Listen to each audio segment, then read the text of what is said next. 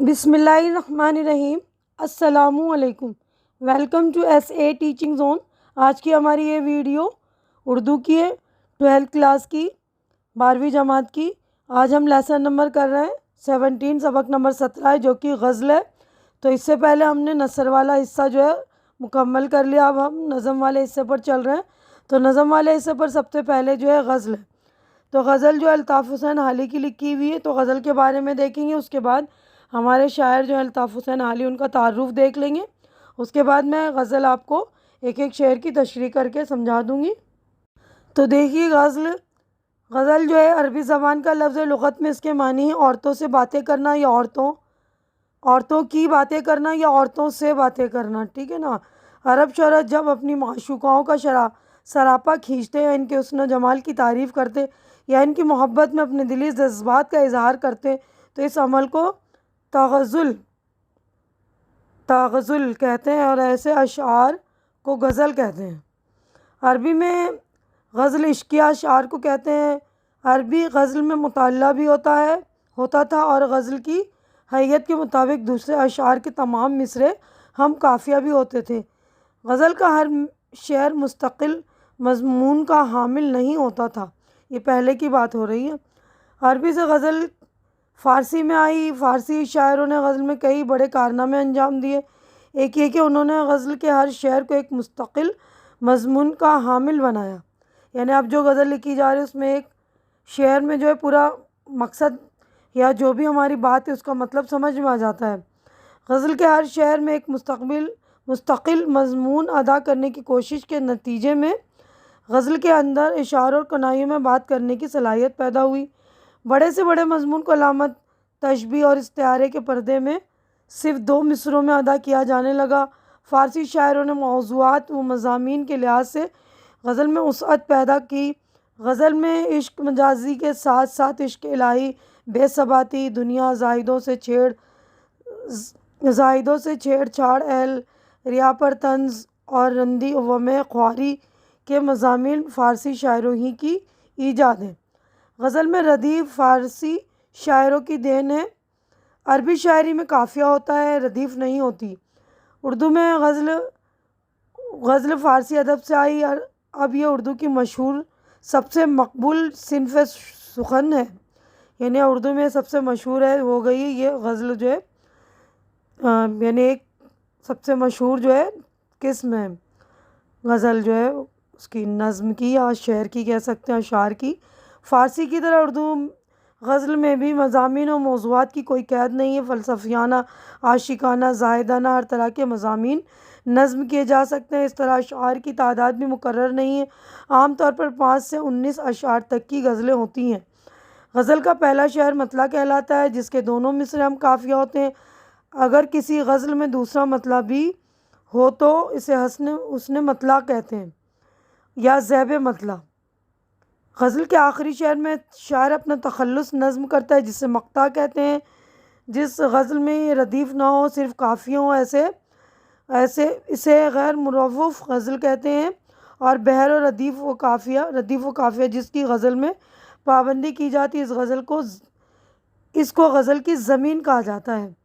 غزل کے اشعار میں الگ الگ مضمون بیان کرنے کی رسم کو بعض لوگوں نے ناپسندیدگی اور نکتہ چینی کی نگاہ سے دیکھا ہے، لیکن حقیقت یہ ہے کہ یہ اس کا عیب نہیں، حسن ہے۔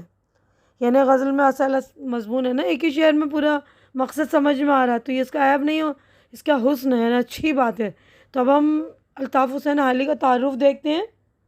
تو دیکھیے، الطاف حسین حالی 1837 تا 1914، یعنی 1837 میں وہ پیدا ہوئے اور ان کا انتقال 1914 میں ہوا۔ حالی پانی پت میں پیدا ہوئے، ابھی وہ 9 سال کے تھے کہ والد کا انتقال ہو گیا۔ نوعمری ہی میں شادی بھی ہو گئی۔ تحصیل علم کے شوق میں دہلی چلے آئے۔ یہاں انہوں نے عربی کی ابتدائی کتابیں پڑھیں۔ اسی دوران غالب سے ان کی ملاقات ہوئی اور انہوں نے اردو فارسی کا کچھ کلام بغرض اصلاح انہیں دکھایا۔ اس کے علاوہ غالب سے فارسی کے کچھ قصائد پڑھے، لیکن 1.5 سال بعد ہی اہل خانہ کی دباؤ کی وجہ سے انہیں وطن لوٹنا پڑا۔ سن 1863 میں وہ نواب مصطفیٰ خان شیفتہ رئیس جہانگیر آباد ضلع بلند شہر سے وابستہ ہو گئے۔ یہ سلسلہ کئی سال تک جاری رہا۔ شیفتہ ممتاز عالم اردو فارسی کے خوش فکر شاعر اور صاحب ذوق انسان تھے۔ ان کی صحبت میں حالی کا ادبی مذاق اور نکھر گیا۔ اس درمیان غالب اور دہلی سے بھی ان کا ربط برابر قائم رہا۔ ربط یعنی تعلق۔ سن 1872 میں وہ لاہور چلے گئے۔ وہاں انہیں گورنمنٹ بک ڈپو میں ملازمت مل گئی۔ ان کا یہ کام تھا کہ وہ انگریزی سے اردو میں ترجمہ کی ہوئی کتابوں کی عبارت درست کر دیا کریں۔ اس طرح انہیں زبان و ادب سے متعلق مغربی خیالات اور بعض جدید علوم سے واقفیت حاصل کرنے کا موقع ملا۔ یہیں سے ان کے ذہن میں اردو نثر و نظم کی اصلاح کا خیال بھی آیا۔ جب کرنل ہالرائڈ نے لاہور میں انجمن پنجاب کے مشاعروں کی بنیاد ڈالی تو حالی نے اس میں نمایاں طور پر حصہ لیا۔ حالی کو محمد حسین آزاد کے ساتھ جدید اردو نظم کی بنیاد گزاروں میں شمار کیا جاتا ہے۔ حالی نے اردو میں نئے انداز کے سوانح عمریوں کا سلسلہ بھی شروع کیا۔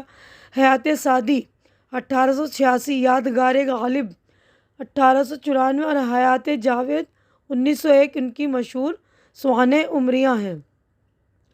1893 میں انہوں نے اپنا دیوان مرتب کیا تو اس کے شروع میں ایک مقدمہ بھی لکھا جو مقدمہ شعر و شاعری کے نام سے معروف ہے۔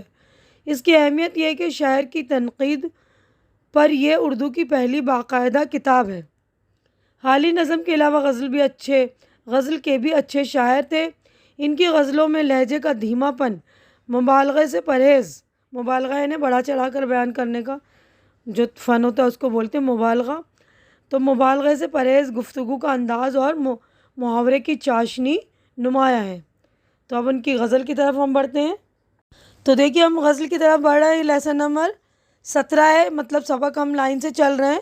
تو ہمارا حصہ نثر جو مکمل ہو چکا ہے، یہ نظم کے حصے پر ہم آ گئے، تو یہ لائن سے چل رہے ہیں تو سبق نمبر 17 آ رہا ہے۔ تو یہ جو ہے غزل ہے الطاف حسین حالی کی لکھی ہوئی۔ تو ایک شعر پڑھ کر میں آپ کو ایکسپلین کر دوں گی۔ تو سیاق و سباق کے حوالے سے ہم اس طرح لکھ سکتے ہیں کہ ذیل کے اشعار یا یہ شعر درسی کتاب گلستان ادب میں شامل الطاف حسین حالی کی غزل سے لیے گئے ہیں۔ تو اب یہ میں شعر پڑھ رہی ہوں۔ اب بھاگتے ہیں سایہ عشق بتا سے ہم، کچھ دل سے ہیں ڈرے ہوئے، کچھ آسمان سے ہم۔ تو بہت پہلے مشہور تھا کہ دنیا میں تمام آفتیں آسمان سے نازل ہوتی تھی۔ اس خیال کے پیش نظر حالی کہتے ہیں کہ ایک طرف ہم آسمان سے ڈرتے ہوئے، دوسری طرف اپنے دل سے، کیونکہ یہ دل حسینوں کے عشق میں مبتلا ہو جاتا ہے اور حسین لوگ بتا یعنی حسین لوگوں کو انہوں نے بتا کہا ہے بھی اپنے چاہنے والوں پر ظلم و ستم ڈھاتے ہیں۔ اس لیے ان آفتوں اور ظلم و ستم کے باعث ہم اس قدر ڈر گئے ہیں کہ اب حسینوں کے سائے سے بھی دور بھاگتے ہیں، یعنی بہت زیادہ خوف زدہ ہو گئے ہیں۔ اب اگلا شعر دیکھیے۔ خود رفتگی شب کا مزہ بھولتا نہیں، آئے ہیں آج آپ میں یارب کہاں سے ہم۔ تو اس شعر میں حالی نے دو متضاد باتوں کو یکجا کیا ہے اور اس شعر میں ایک خاص کیفیت پیدا کی گئی۔ ایک پہلے مصرے میں خود رفتگی یعنی مدہوشی، اپنے آپ میں نہ رہنا۔ خود رفتگی کا مطلب اپنے آپ سے بھاگ جانا، تو یعنی کہ اپنے آپ میں نہیں ہے، وہ اپنے آپ سے بھاگ چکے ہیں۔ اور دوسرے مصرے میں اپنے آپ میں آنا یعنی مدہوشی ختم ہونا۔ اس لفظی خوبی کو صنعت تضاد کہتے ہیں، یعنی دو متضاد باتیں ہیں نا کہ اپنے آپ میں آپ آ گئے اور خود رفتگی یعنی اپنے آپ سے ہم بھاگ گئے۔ تو حالی کا یہ کہنا ہے کہ رات کو ہم اپنے آپ میں نہیں یعنی مدہوش تھے اور اس کیفیت میں خاص لطف آیا اور یہ احساس ہوا کہ عالم ہوش میں انسان زیادہ پریشان ہوتا ہے، اسے ہر بات یاد رہتی ہے، وہ بے چین رہتا ہے، لیکن مدہوشی کے عالم میں یعنی کہ محبوب کے تصور میں کھونے کے بعد یعنی مدہوشی کا عالم جب ہو جاتا ہے، محبوب کے تصور میں جب کھو جاتے ہیں تو کسی بات کا خیال نہیں ہوتا۔ اس طرح معلوم ہوا کہ خود رفتگی یعنی اپنے آپ میں رہنے میں زیادہ لطف ہے، زیادہ مزہ ہے، اور عشق میں ہوش مندی سے زیادہ مدہوشی زیادہ ہے۔ تو اب اگلے شعر کی طرف ہم بڑھتے ہیں۔ دیکھیے۔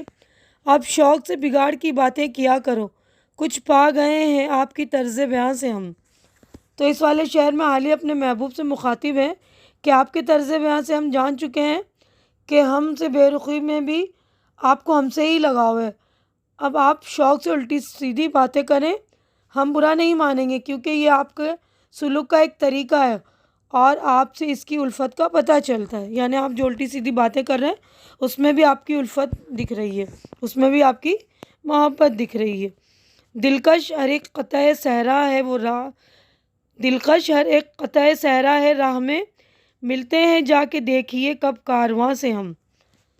تو عالم دیوانگی میں مجنوں کو ریگستان کا ہر حصہ دلکش نظر آتا ہے. یعنی ریگستان یعنی صحرا جو ہوتا ہے نا اس میں ریت ہی ریت ہوتی ہے، لیکن دیوانگی کے عالم میں جب مجنوں ہوتا ہے تو اسے جو ہر حصہ جو ہے ریت بھی جو ہے خوبصورت نظر آ رہی ہے، کیونکہ وہ سمجھتا ہے کہ لیلا کا کارواں ادھر سے ہی گزرے گا، اور اس کارواں کی تلاش میں وہ ادھر ادھر مارا مارا پھرتا ہے.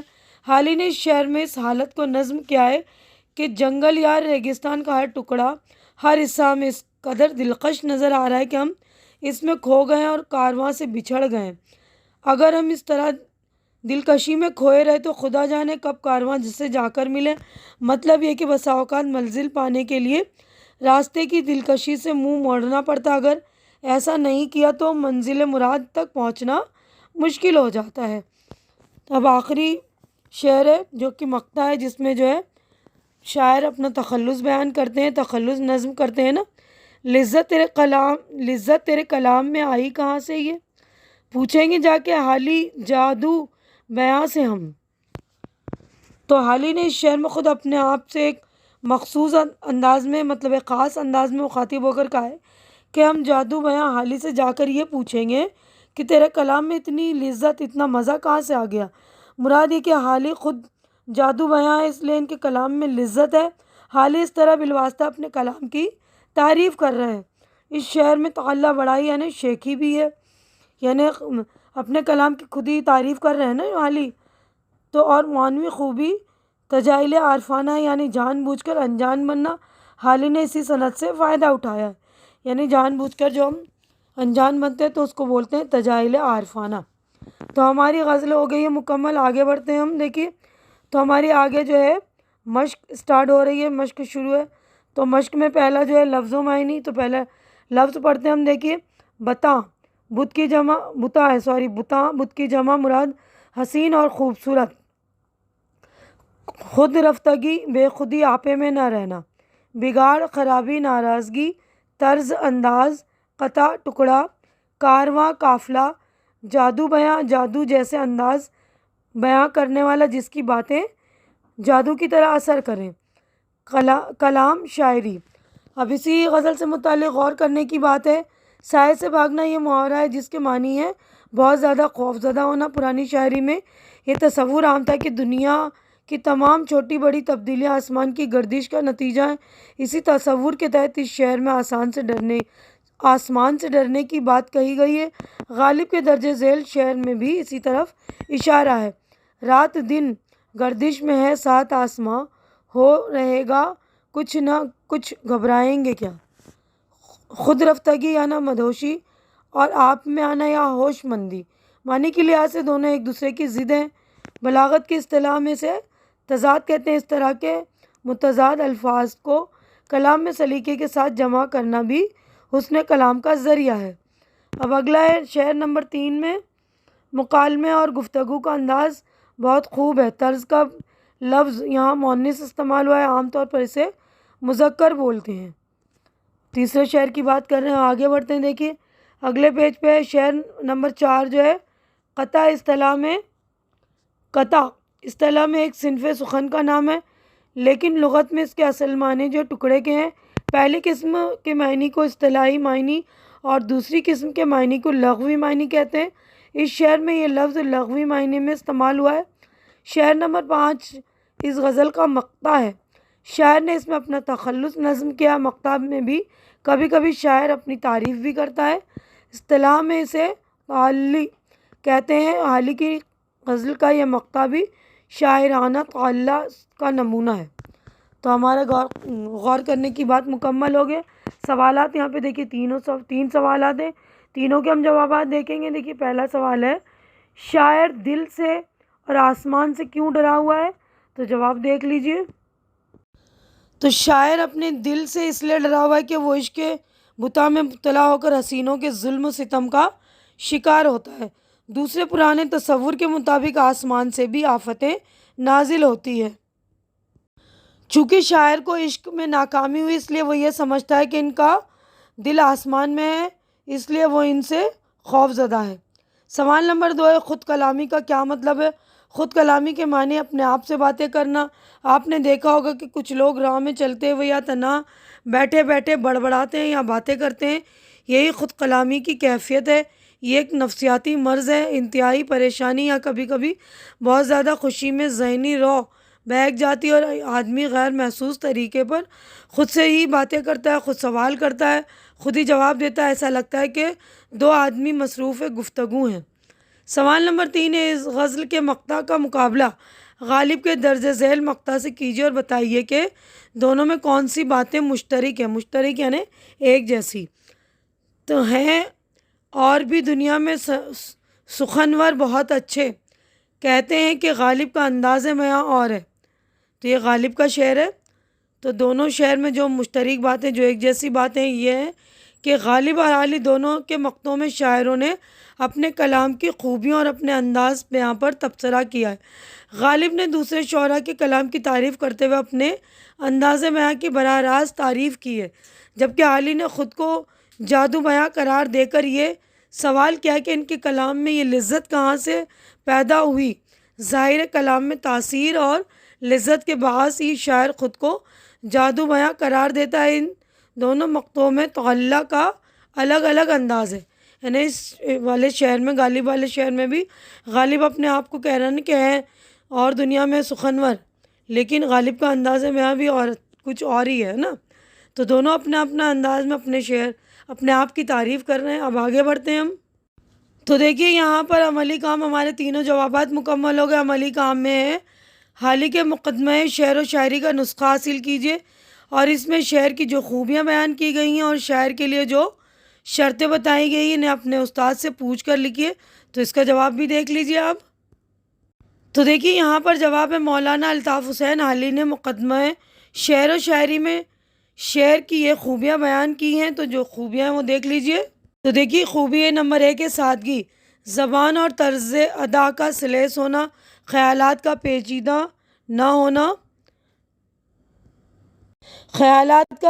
اور نہ ہموار نہ ہونا۔ اور نمبر 2 ہے جوش، یعنی ان کی دوسری خوبی ہے کہ جوش و مضمون بے ساختہ مختصر پیرائے میں ادا کرنا اور سامعین کو جذب کر لینا۔ 3 ہے اصلیت، ہر شعر کا مضمون حقیقت، نفس الامری اصلی مدعا پر بیان ہونا چاہیے، یعنی کسی مضمون کے متعلق شاعر محض ارادے کے مطابق ہی نہیں بلکہ عام خیال کے متعلق نظریہ پیش کرے۔ حالی کے مطابق شاعری کے لیے جو شرطیں ہیں وہ اس میدان میں محض وہ آدمی ہی قدم رکھیں جن کو قدرت نے شاعری کا ملکہ و دیت دیا ہے۔ مطالعہ قدرت بہت حد تک ضروری اقتصاب ہے۔ نمبر 3 ہے کثرت سے اساتذہ کا کلام دیکھنا اور ان کے برگزیدہ کلام کا اتباع کرنا، نیز شعر کا صحیح مذاق رکھنے والے اصحاب کی صحبت سے مستفید ہونا۔ سوال نمبر 3 ہے جھوٹ اور مبالغہ سے بچنا، مبالغہ کا استعمال بقدر ضرورت ہو اور حد اعتدال سے تجاوز نہ کرے، یعنی اعتدال پسند ہو، نہ زیادہ ہو نہ کم ہو، یعنی بیچ کا تجاوز نہ کرے۔ یاد رہے کہ نیچرل شاعری سے وہ شاعری مراد ہے جو لفظاً اور معناً دونوں حیثیت سے نیچرل ہو، الفاظ سادہ عام فہم ہو، خیالات مفید فصیح اور خلاف قدرت و فطرت نہ ہو۔ نمبر 5 ہے زبان کو دوستی کے ساتھ استعمال کرنا چاہیے۔ خیالات کے استعمال کا بہترین آلہ بہترین الفاظ ہیں، ان کا طرز استعمال بھی اور بھی توجہ طلب ہے، یعنی مادری زبان کو فطری طریقے پر برتنا مناسب ہے، یعنی ہماری جو مادری زبان ہے، ہماری جو اپنی زبان ہے اس کو آسانی سے استعمال کرنا چاہیے۔ تو دیکھیے والا عملی کام، یہ شرطیں بھی ہم نے اور اس کی خوبیاں وہ بھی کر لی ہیں۔ تو ہمارا پورا کام جو ہے یہ والے غزل کا، الطاف حسین حالی کی جو غزل ہے مکمل ہو چکی ہے۔ امید ہے کہ جو کچھ میں نے آپ لوگوں کو سمجھایا اچھی طرح سے سمجھ میں آ گیا ہوگا اور میرے سمجھانے کا انداز بھی آپ لوگوں کو اچھا لگ رہا ہوگا، اور میری ویڈیو آپ لوگوں کو اچھی لگ رہی ہے تو اسے لائک کیجیے، زیادہ سے زیادہ شیئر کیجیے تاکہ جو بھی ضرورت مند ہو، آپ کے فرینڈز وغیرہ، ان کی ضرورت پوری ہو سکے، ان کو ہیلپ مل سکے۔ اور میرے چینل کو سبسکرائب کر کے آپ لوگ میری ہیلپ بھی کیجیے اور میرے چینل کو سپورٹ کیجیے، کیونکہ اس وقت میرے چینل کو آپ لوگوں کے سپورٹ کی بہت زیادہ ضرورت ہے، تو پلیز آپ لوگ میرے چینل کو سپورٹ کریں، مجھے جو ہے میری حوصلہ بلند کریں، میری حوصلہ افزائی کریں۔ ہماری اگلی ملاقات انشاءاللہ اگلی غزل میں ہوگی، تب تک کے لیے آپ لوگ اپنا خیال رکھیے، مجھے دعاؤں میں یاد رکھیے۔ اللہ حافظ۔